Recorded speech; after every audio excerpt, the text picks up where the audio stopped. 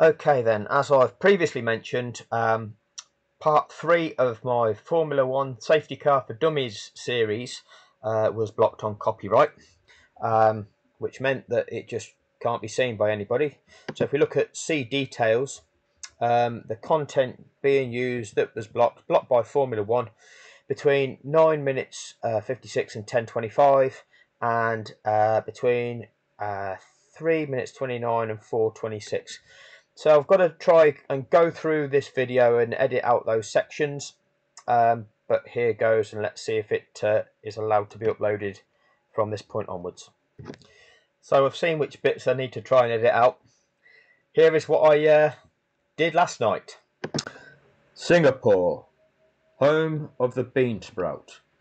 According to Wikipedia, the English name Singapore is the anglicisation of the native Malay name for the country, Singapura, pronounce however you pronounce that, which was in turn derived from the Kannada Sanskrit word for lion city.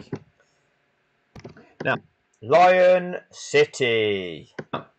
Back in 2008 in Singapore, there was a financial bank called ING Bank, which has got a lion. I think it's called Brian the Lion as its little emblem there. And it sponsored the Singapore Grand Prix. Let's have a look. Let's have a look. There it is, look. There it is, look. Brian the Lion. I'm not much of a marketing expert. Swansea. I'm just, a simple guy that doesn't know much, just plugged into the matrix and believes all the shit that he's fed. But if I did know anything about marketing, and I was trying to revive the fortunes of an ailing financial institution that sponsored a Formula 1 team, which was Renault that season, and decided to use some of its funds to sponsor the first ever night Grand Prix ever to have been staged. I think it would be an incredible opportunity, an incredible marketing opportunity. To what would happen if the ING sponsored car would win the ING partially sponsored first ever night race in Formula 1 in the country of Singapore. Incredible. Well, that you can't go making connections like that. That would make you a conspiracy theorist, surely. I mean, surely no Formula 1 team would write off one of its cars, which is going to cost them a couple of £1,000,000 just by writing one off on purpose, just to get maybe a couple of £1,000,000 back in prize money for winning the Grand Prix. It's not worth it. It's not worth the risk, is it? Just to write a car off costing 2 mil to win 2 mil, but risk being found out for cheating and risk being disqualified. So you wouldn't do it, would you? Not only disqualified, banned from the sport. Because that's what happens if you cheat. A drug cheat gets banned for 2 years. If you break the rules of the sport, there are consequences. Not just ones that you can negotiate and pay a menial fine that clearly has no impact on your performance. There's no benefit for that, It's not as though you as a Formula 1 team can benefit. So, especially in a place like Singapore, which is that tax haven? Sorry, I don't know if I've clicked on the right bit. Financial centre, financial hub is a location with a concentration of participants in banking, asset management, insurance or financial markets, with venues and supporting services for the none of that is relevant in any way. The other penalty would be right. I'm going to do another video on Crashgate because think about what is coming up in the media at the moment. There's many motorsport publications producing articles claiming that Felipe Massa is paying a team of lawyers that are going to try and win him the 2008 championship, and which media is exposing what I've just exposed. Which media has clearly stated to the public, to people of this world, what would have been the motive of ever doing what they did in Singapore. Because Fernando Alonso, who ultimately won that race because his team Renault crashed one of their cars so that he could win, he had no chance of winning the World Championship that year. There were 4 races of the seasons to go, and even if Fernando would have won all 4 of them, he wouldn't have even finished in the top 2 in the Drivers' Championship. So there was no benefit as such in terms of the Drivers' Championship, nor the Constructors' Championship. Renault weren't on course to win that. They wouldn't have even come second in that. So why did Renault cheat? Who has exposed that? The media hasn't. So here's the thing. Don't expect mainstream media to expose anything that is wrong. They've never exposed Abu Dhabi in the way that I have, and they're not going to. They will not do this because they're all corrupt. If you actually research the financial ties between any of the media and the big businesses, marketing companies, advertising, banking, investment companies, the media is controlled. The media will protect the interests of the financially wealthy. It will just spin a narrative and agenda to the masses to condition people to accept the version of the narrative that these wealthy, corrupt firms and institutions want to tell people. That's not the truth. So the only way that you're going to get the truth out to the masses is by doing your bit and sharing stuff like this. Because the mainstream media will not do it. That's been proven. They are all aware. I've made sure they're all aware, and not a single one of them has exposed the truth, and nor will they. Anyway, I'm going to fast forward this bit. I'll put this bit through to the Crashgate video, and I'm also going to fast forward the other bit that they blocked. So bear with me. Sorry, I don't even know how that clip even got in there, because it's nothing to do with any of that, is it? All of the media is talking about this Crashgate incident, this whole thing, from the perspective of the whole race should be null and void. So you've got Autosport, you've got Motorsport, you've got Sky Sports, you've got Horse and Hound, all saying that Bernie Ecclestone believes that race should be null and void, and now Felipe Massa should be the 2008 world champion. All of them quality journalists exposing the real reason why a team cheated in that event, why a team cheated to get a victory in that event despite all the risks, and got away with it without disqualification. And yet, retrospectively, Bernie's forgotten what he said, but apparently Bernie said that event should be null and void and Lewis Hamilton will lose his 2008 World Championship. I don't know where I'm going with that, because actually this video has nothing to do with Crashgate. Just a little aside on Crashgate though.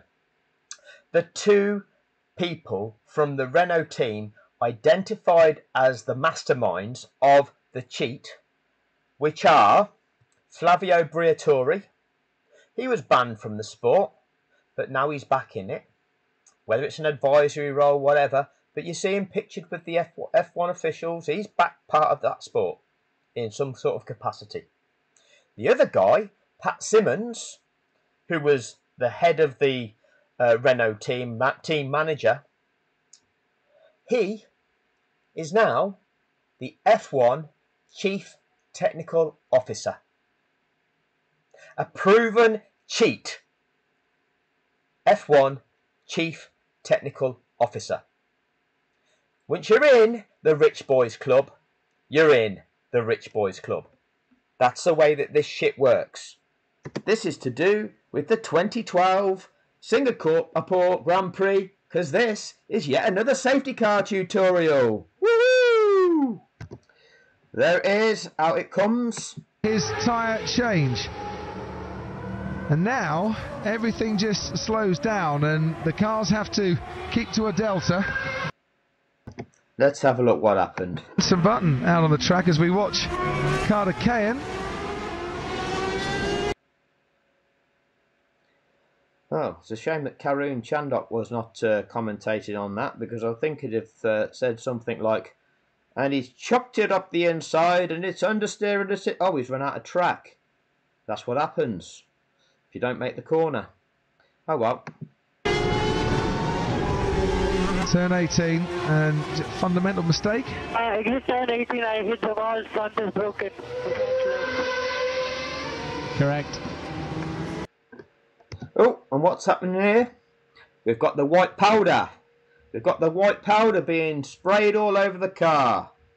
We continue the 100% record of safety cars featuring in every single Singapore Grand Prix. Vettel comes into the pits. The car picks up a car, and then Mark Webber stayed out apparently, and then they release those that are between them and the leader. Well, it's normally about 4 laps that the safety car lasts here. It's been out every year. This is the 5th Singapore Grand Prix, and it's so you kind of know the normal duration of a safety car incident at a Grand Prix. At this particular one, they're quite long laps here, and you know it normally takes about 4 laps. Strange that you kind of knew that information for Singapore. And it's never been out longer than 4 laps. Where'd you get this statistics and data from, Brundle? It's never been out longer. So it's incredible that back in 2012, you seem to have more knowledge about the statistics of the safety car than you did in 2021. Incredible. So I'm just going to interject there. In a sport that is so technical in terms of the statistical analysis of it, this is the sort of thing that you should be demonstrating to fans. We have other sports where fans are really up on the stats. Okay? Formula One is a highly kind of technical sport in terms of the statistics. Stuff like how long it takes to clear up an incident, such as this, is really quite basic. And yet, what do? They speculate. They keep everybody trying to guess. Keep everybody thinking, what could possibly happen next? Ridiculous.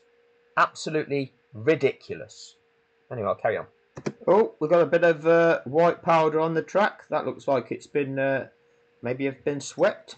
Behind the safety car here in Singapore. I suppose only fitting that the safety car came out. As you mentioned, Martin, we've had a safety car in each of the Singapore Grand Prix before. And today being the 39th anniversary of the first safety car deployment in Formula One. And the 39th anniversary of the first safety car deployment in Formula One happened in 2012. 1970. That's as long as you're not lying to us. 3 Canadian Grand Prix.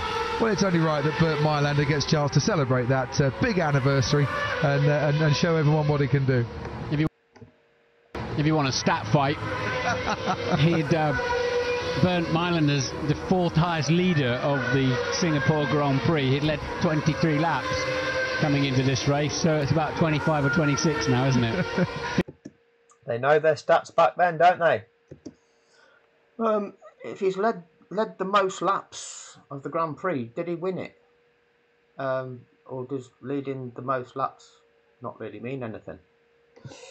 I tell you, he'll be happy with all of this. Fernando Alonso closed the gap up, got rid of Pastor Maldonado, didn't quite understand the Supersoft, putting Supersofts on that car, if I'm honest, but as I say, they need 4 of their 6 sets of tyres to get through this race if they're 3 stopping.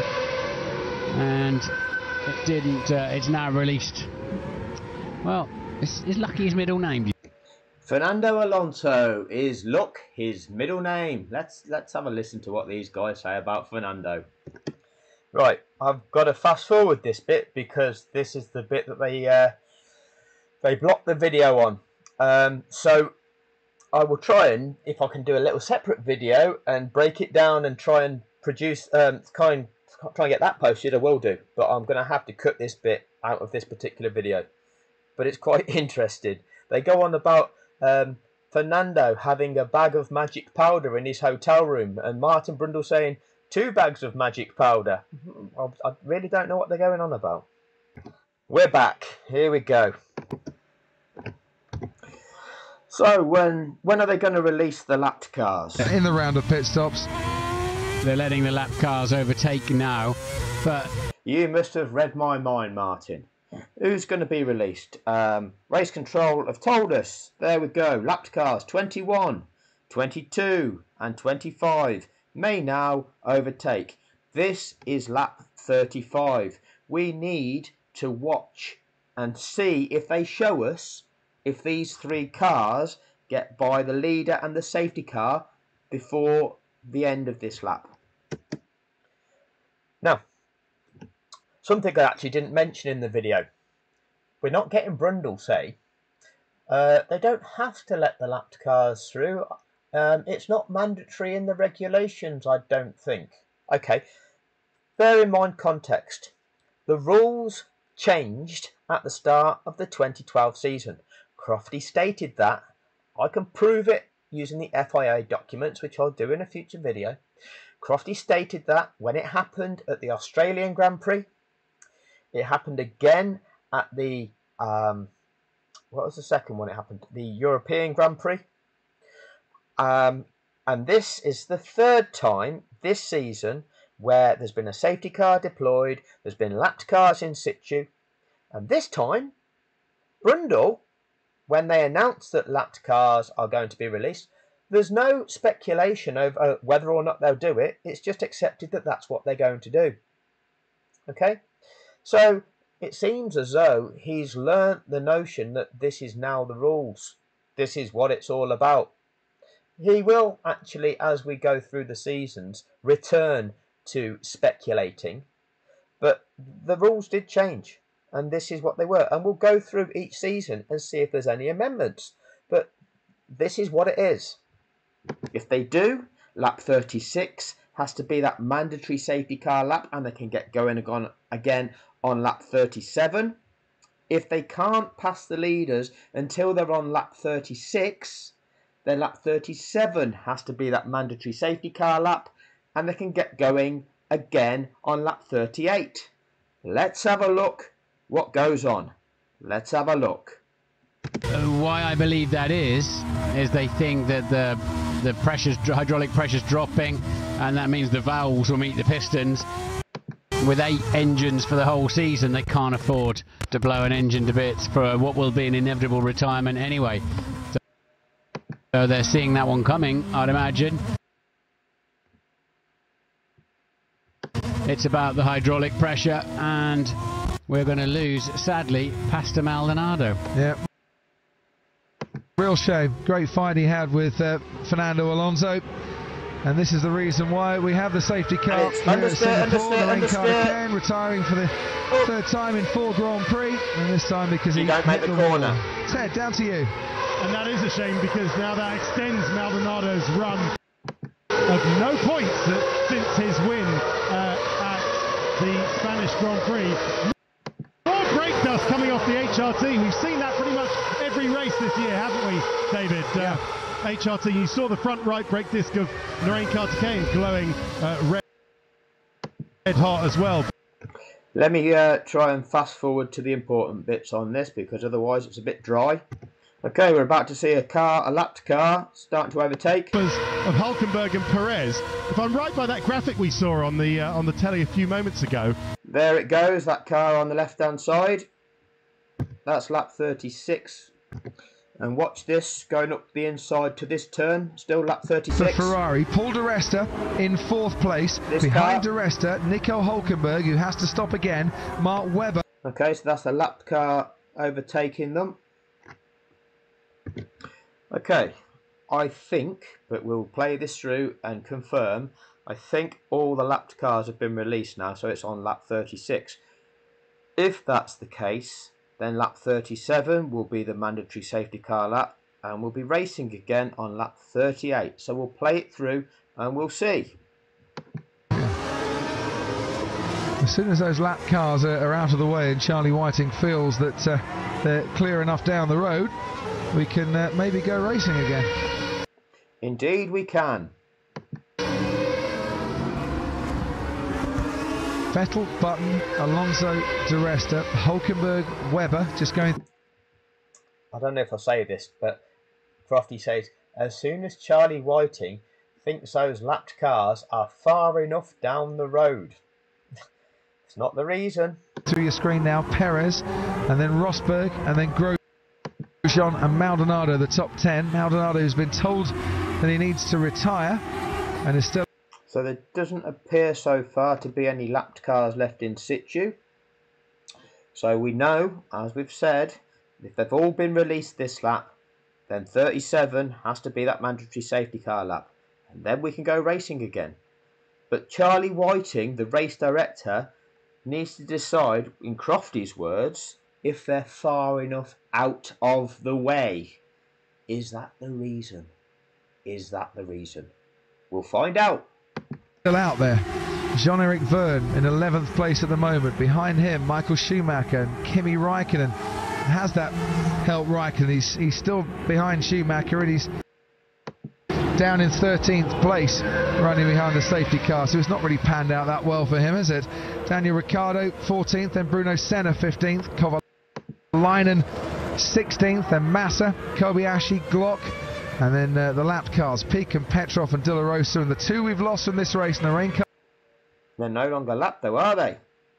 Because they've just unlapped. And more crucially from the championship perspective, Lewis Hamilton as well, gearbox failure, forcing him to retire from this race. Lewis Hamilton, gearbox failure, forcing him to retire. Oh, if you've had so much bad luck, then don't you deserve to be world champion? I think that's the way it works, isn't it? It's certainly, that's what they tell us in 2021. Oh, you've had so much bad luck, you fully deserve to be champion. Okay. So whilst he was out there leading it, and leading it quite comfortably. Ali Quack has tweeted in Fernando. So we're now on lap 37. This is the mandatory safety car lap. And then we get going on lap 38. So let's just follow it through just to make sure that that's what happens. I just don't want you thinking that I'm lying to you. Fernando Alonso is rather partial to the Singapore safety car. Ooh. What was that? Yeah. Comfortably. Ali Quack has tweeted in Fernando Alonso is rather partial to the Singapore safety car. Oh, let's have a laugh and a joke about fraud and corruption. Because that's what it is. That's what the head of the Formula One at the time, the person that owned the marketing rights to the sport, is supposed to have admitted that he knew that a team had cheated and he, along with the FIA, covered it up so that it didn't hurt the image of Formula One. So rather than disqualify the cheats, that victory to this day is still awarded and accredited to Renault and Fernando Alonso, despite the fact that they knew that that team crashed one of their cars on purpose in order for their other car to have a better chance of winning the race. And what did they do about that known cheat and known corruption? Nothing. Ooh. Yes. In days gone past, In days gone past, Formula One was corrupt. incidents that helped. But how times change. Fernando Alonso. This is sad. He deserved better than that. We do deserve better than that. Indeed, we do deserve better than that. Just imagine that the entire sport covering up corruption. Well, and none of the media of the world exposing that corruption. Would it be due to financial interests? he drove very well defensively for a few laps, didn't he, with Alonso snapping. Would it be to not wanting to lose your space on the Formula One gravy train, Andrew Benson of the BBC? Away right behind him. It was a cracking qualifying lap from the Venezuelan as well. And this time we can quite confidently say, yeah, he has been very, very unlucky. Down to you, Ted. Yeah. Tell us, Ted. Promised you to identify what happened to Kimi Raikkonen. He pitted when he was 11th. He's now 12th, but doesn't have to stop again. I'm not really sure whether that's worked out for Lotus. Oh, that's just waffle. At all. I think if they'd stopped when everyone was doing the same sort of speed under the safety car, he might have gained a lap anyway, but no disaster, but otherwise... a young-looking Toto. Looking decent enough for some points, because he'll be pretty strong on that car through the end. I think people were expecting a bit more from Lotus this weekend. And a first ever retirement for Williams in Singapore, who got a podium here. Nico Rosberg, didn't they, in 2009, 2008? I was here, I should remember, really. 2008. You were there, you should remember, really. You've been in the sport for a long time. You should remember, really, Crofty. Right, what's this done then, Crofty? That's Alonso then. It's brought him right into play, hasn't it? Di Resta up to 4th. Hulkenberg still only stopped once and runs 5th. Good effort, Pastor Maldonado. You know, we give him a bit of stick when he does some crazy things. Give him... But Supermax is Supermax. Full credit. The greatest driver we've ever seen. For his job this weekend. Now, it's going to be a timed race, this. The more the safety car will take, the higher the likeliness that some people might try to go to the end. Which is not going to help Sergio Perez. That if those that go to the end, he has got to stop again. Hulkenberg has got to stop again as well. Note the tone of the Sky Sports presenters, Brundle and Crofty. They're not hyping it up as much in this one. So back in 2012, this is the 3rd time this season that we've had a safety car incident whereby there's been lapped cars and them lapped cars have been released. And they're just kind of just filling the time with words now, aren't they?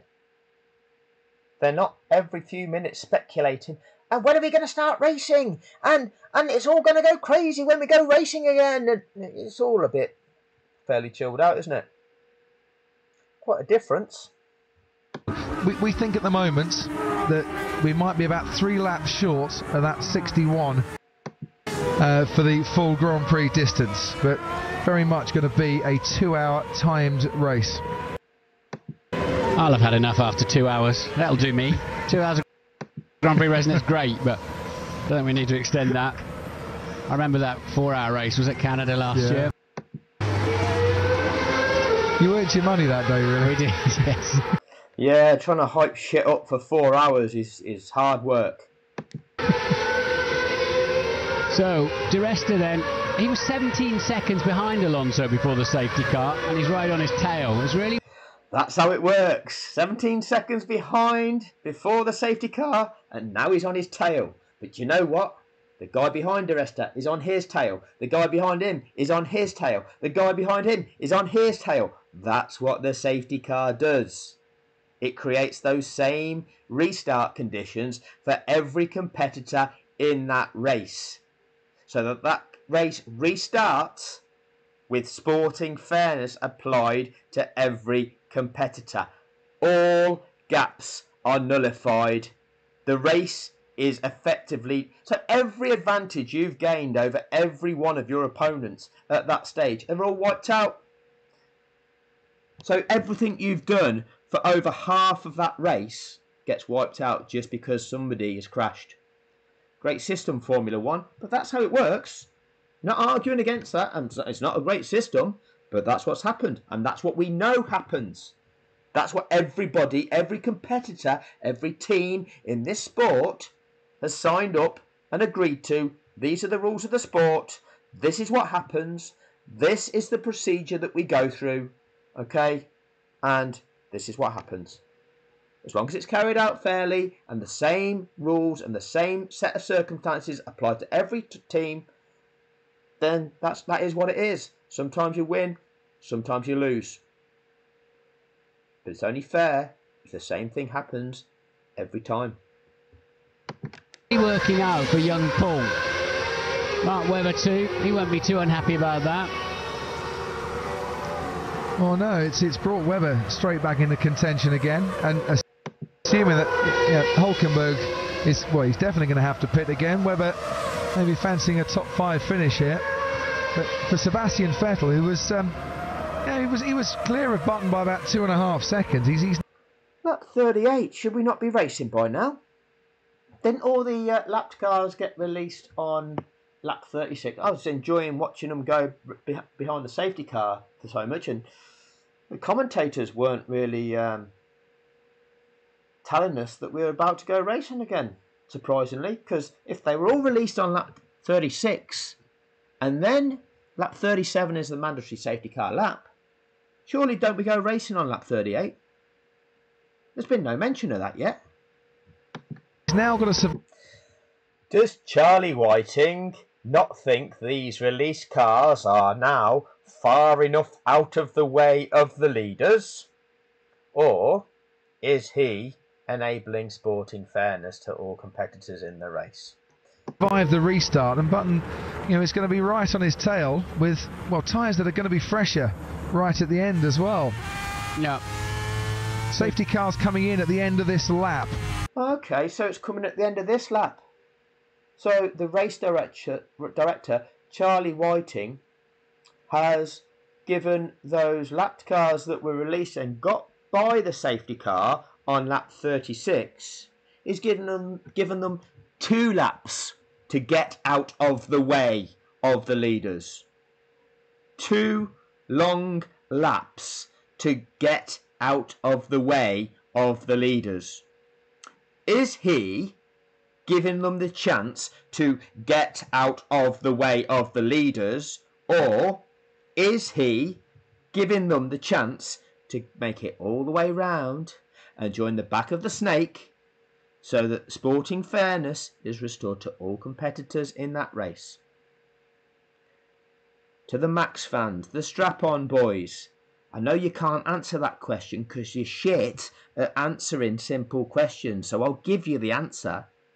It's the second one that I said. He's giving them the chance to make it around to restore sporting fairness. It's nothing to do with just getting them out of the way. Which is good. We can get some more racing done again. No one's going to be saving fuel, that's for sure. Now we've had a few laps behind the safety car.